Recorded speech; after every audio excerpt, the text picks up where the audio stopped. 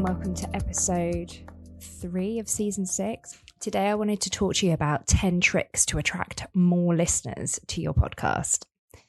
So this is probably one of the biggest questions that I'm asked, and I ask myself this often too as a podcaster. Who is listening to my podcast? And bonus, how the fudge can I increase that number? Because that's kind of the goal, isn't it? Podcasting is such a nice media to create content, and it's definitely become one of the most popular ways to consume content in recent years.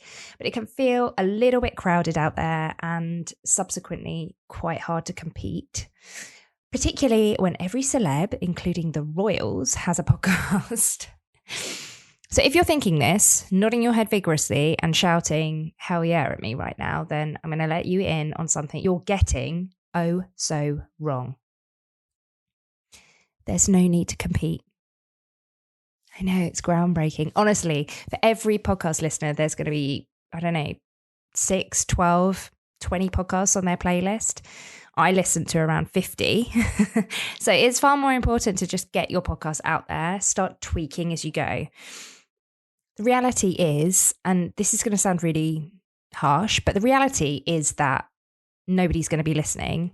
Well, relatively few people will listen until you start telling people about it anyway. So do yourself a favor and just start, ready or not, because done is better than perfect.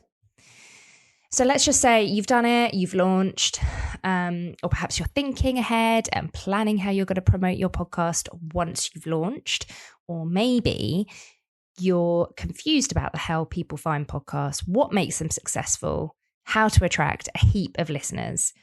So here are my tried and tested ways. And don't say I never give you anything.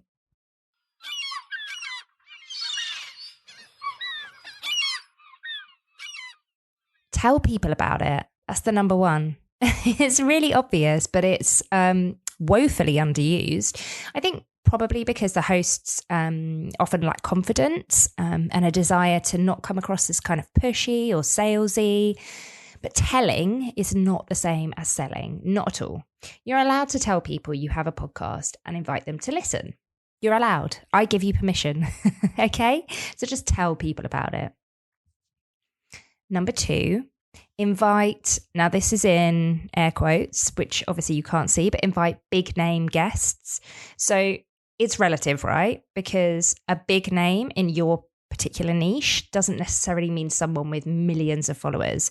It truly just means someone you know is an authority in your podcast niche. So someone that you know your target listeners like, aspire to be, listen to already. You get the picture. And by the way, a little bonus, if you feel like you need help attracting guests, my editable podcast media kit might be for you. Anyway, links in the show notes for that one.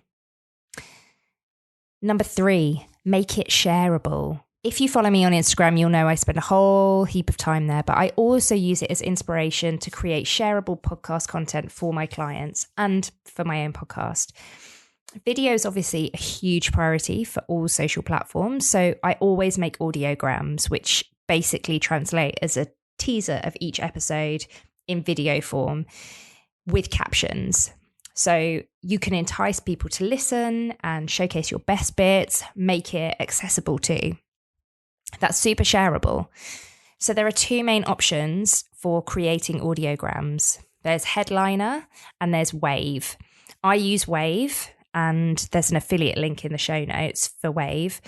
Headliner is free, and I have used it in the past. Both of them are incredible. I personally prefer Wave because the transcription and the interface is excellent. And if you go to the accompanying blog post to this, you'll see a Wave tutorial. So other ways to make it shareable, just create simple Canva images that have, if you've got a guest, you can set it up as a template. That's what I always do. And then you can just tweak it for each one. All you need to have on it is you could pull out a quote from the episode. I like doing that. You can have your guest's image on it. You can have the episode title, or you can put a bit.ly link, which has a really simple way to like get to the show notes or get to the episode. All of those things are going to make it much, much easier for your guest as well as for your listeners to share your podcast episode.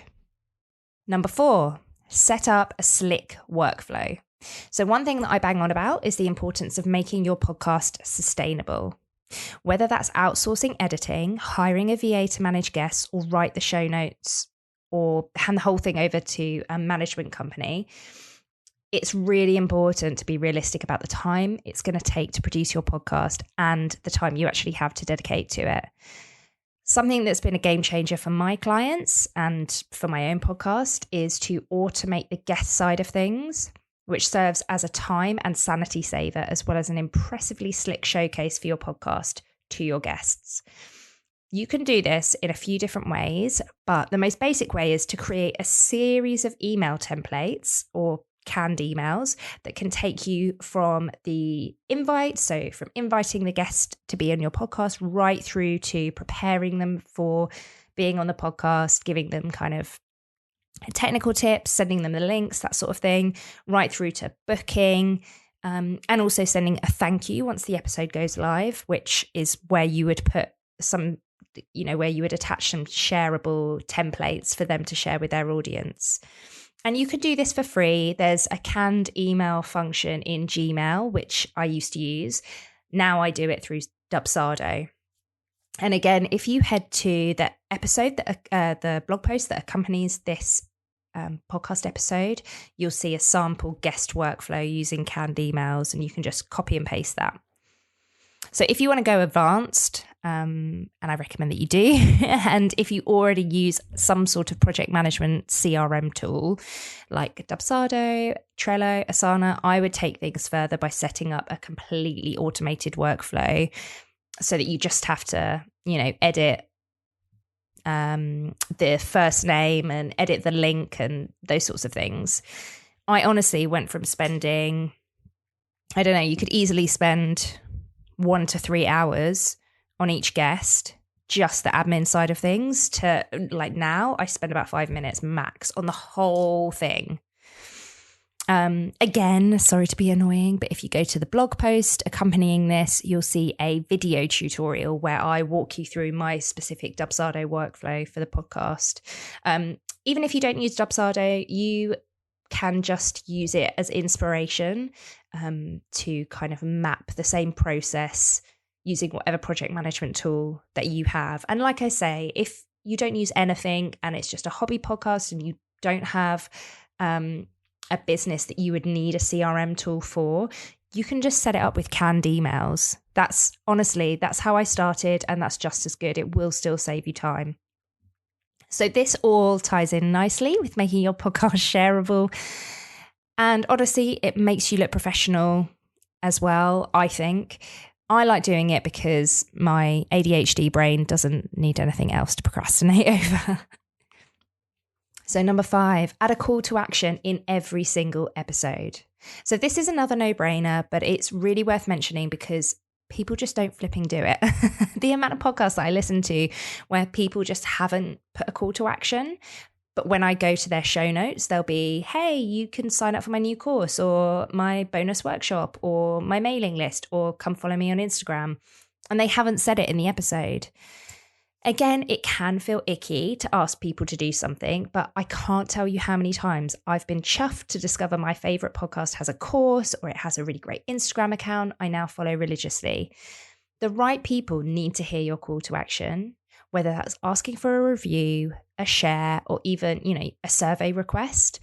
And the wrong people won't care. Or perhaps they'll switch off, but that's kind of the worst thing that's going to happen. And it's what you want anyway. If they're your wrong people, they're going to disappear eventually. Number 6, focus on consistency. It's okay to post monthly and take 6-month break, as long as it's consistent and well communicated with your audience. Consistency doesn't have to mean all the time, but your listeners need some guidance on what to expect and to know when to expect it, at least when your podcast is establishing itself. Eventually, there's podcasts like the Adam Buxton podcast. I know that every Christmas, on Christmas Day, there will be an episode with Adam and Joe. It's tradition. I know that's when it happens. I also know that he tends to take a break over the summer.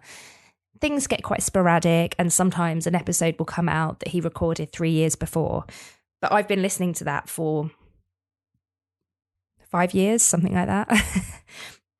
But when your podcast starts out, it's really worth just communicating with your guests, with your listeners and your guests. It's really worth communicating when the next episode will be, how often, when a break's coming up, that sort of thing. Number 7, jump on trends, be newsworthy. So if you can, jump on trends and current affairs. Don't think too much about perfection. Rather, make space for quick wins in your podcast by creating mini-sodes or little mini-series that require less effort to create. Examples of this are my Podmas series, which I didn't do last year, but some Decembers I do 12 days leading up to Christmas where I just chat. I don't edit the podcast. I literally just chat into the microphone, record, and then publish it.